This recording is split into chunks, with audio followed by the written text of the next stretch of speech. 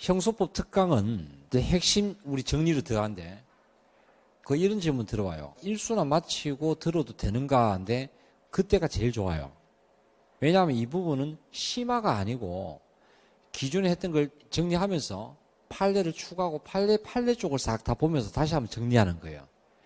정리하고 그 다음에 여기서 이번에는 수사 준칙 바뀌어진 부분도 11월 달에부터 시행되는 이런 걸 제가 자료하면서 만들어 지금 나갈 건데 이렇게 진행될 겁니다. 그래서 오히려 1순환 마치고 2순환 들어갈 때 저녁에 특강 수업하고 낮에 기본 수업하면서 다시 한번 결합시키는 게 효과가 좋다라는 거 해주시고, 그 다음에 특강을 한 2번 이상 들으신 분들은 특강 들으면서 특강 쪽에 좀 더 중심을 둬 가지고 들으면서 기존에 했던 판례라든지 내용 요약이라든지 놓치지 않고 바로 3월달 문제 풀 때 최대한 빠른 시간에 풀 수 있는데 거기에 중점을 둬요.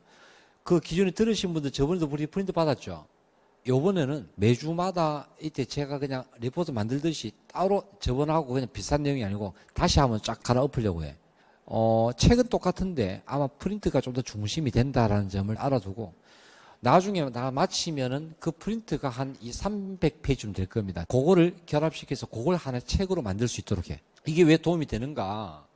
또 해야 되는가? 이 부분에서 문제가 1차 때하고 2차 때하고 작년하고 해가지고 지금 현재 흐름을 보게 되면요. 우리 수사 증거 만들어지기 전까지는 지금 흐름은 지금 한 몇 년 됐잖아. 형소법은 상, 중, 하에서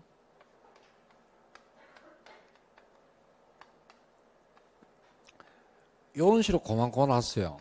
고만고만 왔는데 이게 개정되면서부터는 지금 진폭이 되게 심해집니다.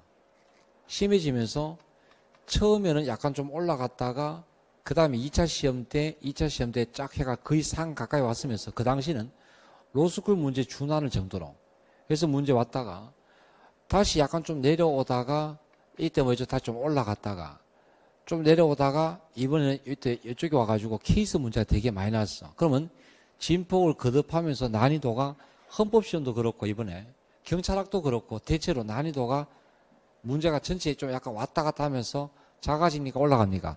올라가는 형태로 이렇게 가고 있어. 특히 케이스 문제라든지 판례를 응용하는 문제라든지 이런 부분에서 많이 묻고 있고 특히 이번 2차 시험 때는 특징 중에 하나가 증거 쪽에는 종전에는 신경을 좀 안 쓰다가 이번에 전문 증거가 되게 많이 좀 까다롭게 케이스 형태로 많이 나왔죠. 그런 변화를 보이고 있으니까 내년 시험도 이렇게 진폭이 거듭하는 것은 있겠지만 대체로 난이도는 좀 더 무조건 높게 생각하고 헌법도 그렇고 경찰학도 아마 그렇게 집요하게 나 공부 안 했던 부분도 아주 틈새 부분도 많이 물을 수 있다는 점은 항상 염두에 두시고 형사법 중에서 형소법 부분도 제가 볼 때는 난이도 쉽지는 않게 나올 거라 봐요.